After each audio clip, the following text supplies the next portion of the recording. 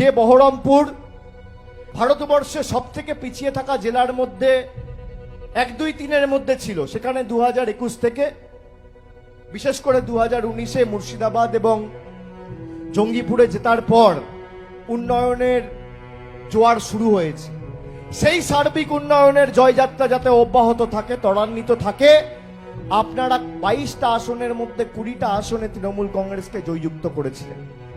এবার বহরমপুর থেকে 2.5 লক্ষের বেশি ব্যবধানে ইউসুফ পাঠানকে তৃণমূলের প্রার্থীকে জেতাতে হবে।